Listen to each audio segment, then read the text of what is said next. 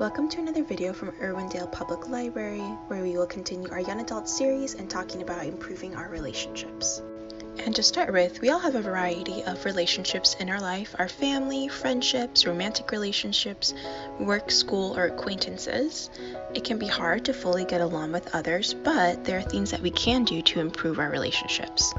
So after the fun of a new relationship wears off, we may find that that special or that new feeling is gone, and disagreements and fighting increases. We experience petty irritations or small annoyances. This can also happen with family members, friends, romantic relationships, with really any type. So what can we do to keep our relationships positive? We can practice appreciation and gratitude for the other person. What was it that first made this person our friend? If it's a family member, what qualities do we like about them? Think about and or tell the other person things that you appreciate about them and things that you're thankful for about them. Try to focus on the positive aspects of your relationship more than you focus on the negative things. Try not to focus or get stuck on small negative things that really are meaningless. Do you get raging mad when your partner leaves water on the counter or doesn't shut drawers? Sure, you can let them know that you don't want them to do that, but also don't allow small things to get you that upset. You can practice a healthy perspective, where wiping off the counter takes 1 second, doesn't really make a big difference in your day. It doesn't mean that the other person is bad. It can be really easy to blow small things out of proportion, and by reminding yourself what is and is not a big deal, you can have a more balanced view of your relationship. Work on also being fully present with others, giving them your complete attention when they talk and really listening to what they have to say, not just thinking about what you want to say. Sometimes we stop really looking at or noticing people the better we know them. When we talk to them, we're not as focused on them as we could be. So by practicing mindfulness, we can improve our interactions with them. Try to keep an ongoing dialogue with friends, family members, romantic relationships, people who are important to you. It's really easy to go days or weeks without realizing we haven't reached out to someone that we value. If we want to improve this specific relationship, work on regularly talking to the other person and checking in with them to see how they're doing. Conflict happens in most relationships, but we can handle conflict in healthy ways. Arguments or disagreements should have a purpose and move you towards a solution. If you're in a disagreement and your goal is to prove that you're right and the other person is wrong, you should probably reconsider your goal of the conversation. And it's been said before, but try not to bring up past problems into disagreements unless it's actually helpful, and not as a way to tell the other person all the things they do wrong instead of focusing on whatever the present issue is. Strong or attacking words are usually not helpful. This could be saying things like, "You're always in a bad mood," or "You never wash your dishes," going back to those dishes again. Being more mindful of how you speak can help lessen arguments. If possible, try to avoid angry outbursts where you or the other person are yelling. Yelling is rarely helpful, and it can lead to the other person shutting down or you shutting down, more anger on both sides. If you can talk through a disagreement calmly, the interaction will go better. A common suggestion a lot of people know but often don't follow is not to use you statements where you blame and talk about all the other things the person is doing wrong, but instead focus on using I statements such as "I think," "I feel," "I am," etc. Listen to the point of view the other person shares. Sometimes we're making assumptions about others without realizing that their intentions are not what we thought. Let people really explain their side of things and acknowledge their perspective as valid. If space and time apart is needed after a fight, do so. Time to calm down and process a disagreement alone can help improve the relationship rather than just trying to move on and force the relationship to be normal again. It's healthy to decompress after a disagreement. If you want to improve your relationships, there are a lot of psychology tools that can help you. The Gottman Institute is a great resource with tools for improving communication, dealing with conflict. It also covers a lot of relationship topics. It is primarily for romantic relationships, but a lot of the psychology they go over can be applicable to any type of relationship. Another thing that can help is learning about attachment styles, which are formed in childhood and influence how we form and address our relationships today. Understanding your attachment style and the attachment style of people you love can help you connect more effectively with others. You can also learn about personality types to understand yourself, to understand others. 2 great personality tests that are popular are Myers-Briggs and Enneagrams.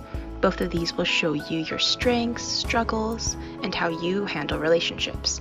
If you can understand the relationship type of people that you love, you can also improve your interactions with them. Lastly, there is the concept of the 5 love languages, which is how we show love to others and how we like others to show love to us.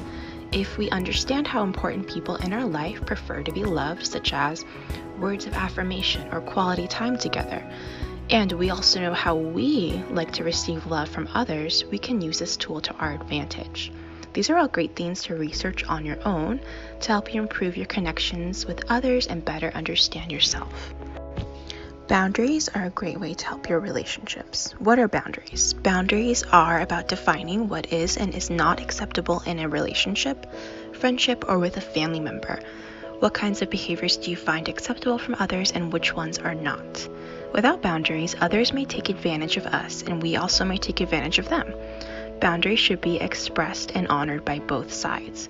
When both people embrace boundaries, there's more respect in the relationship. We should be treated by others the way we want them to treat us, and we should also treat others in ways that they want to be treated. We can talk about some examples of boundaries. You can set a boundary for others where you choose not to answer the phone every time they call or not to respond to a text message immediately whenever it's convenient for you. You can set a boundary with someone that you don't want them to use your car, touch your phone, enter your room without asking, etc. Boundaries can be topics that you don't want to talk about with others, or a decision that you don't accept if someone is going to yell at you. When thinking about your relationships, you need to decide what you do and do not find acceptable. You also have to decide if you want to share the boundary with the other person. Are you going to tell them you have this boundary, or are you going to keep this boundary to yourself and pull away from them if they are not following your boundary? It's best if you can tell someone else what your boundary is so that they know and they can also try and follow it. Also, tell someone your boundary as early as possible.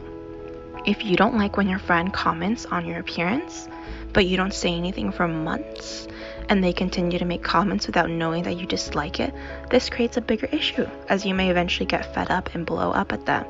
Tell people as soon as possible what your boundaries are to avoid issues.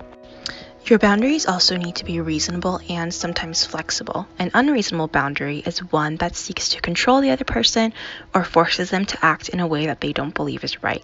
It can be something like, I expect you not to look at your phone anytime we're talking. This is a good boundary in theory, but it's not useful if you're going to get upset with your friend who usually follows this boundary but occasionally answers a text or checks the news while you're talking. This could also be, depending on the relationship, maybe an overly controlling boundary. And though you should stick to your boundaries and expect people to follow them, there should also be an element of flexibility. People will not act perfectly all the time, and as long as the other person is doing their best, you can work on acknowledging their efforts and forgiving them or moving on when they mess up. And when it comes to boundaries, we also need to look at ourselves and make sure that we are respecting the boundaries of others. If we don't do so, we cannot expect others to respect our boundaries. We can use effective language when telling others our boundaries. If there's a topic that you don't want to talk about, for example, you don't like to talk about politics with your parents, but they choose to bring it up around you, knowing that you have asked them not to. You can tell them, I'm not comfortable talking about this, so please don't bring it up again. What about if people repeatedly violate your boundaries? Going back to the parent who brings up politics, if they do it again, you can say, I shared with you earlier that I'm not interested in talking about politics. If you bring it up again or continue to talk about it right now, I'm going to leave or hang up the phone, ignore your messages, etc. Whatever action you can take that lets the other person know you're serious about enforcing your boundaries. Someone can know what your boundary is and choose to not honor it, or they may retaliate in some way when you try and enforce a boundary with them. What do you do when someone ignores multiple boundaries repeatedly? You can limit the relationship, end the relationship, or accept things as they are.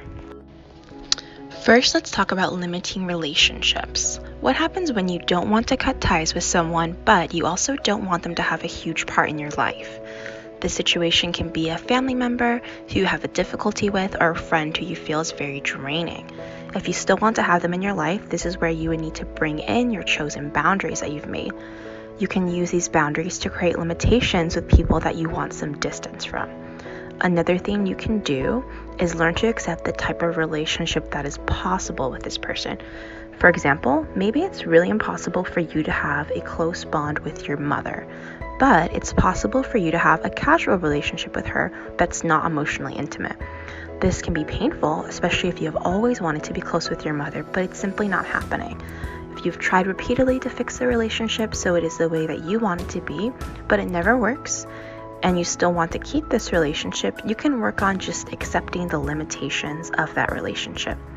Instead of trying to force the relationship to be the way you want it to be, and instead of continually feeling sad because the relationship is not what you would like it to be, sometimes the healthiest thing you can do is just accept whatever level of the relationship is possible, where you can keep this person in your life, but they are not hurting you and you are also not hurting them.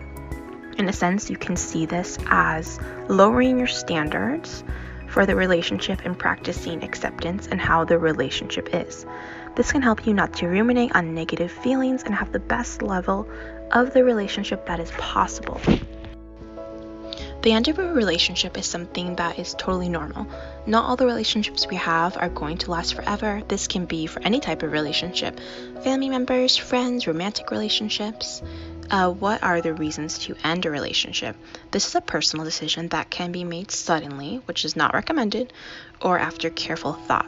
You may cut ties with someone after they are being abusive, they don't respect your boundaries, they continually hurt you, you go apart. There's lots of reasons. Sometimes people cut others out of their life suddenly in a spur of the moment decision where their emotions are really strong.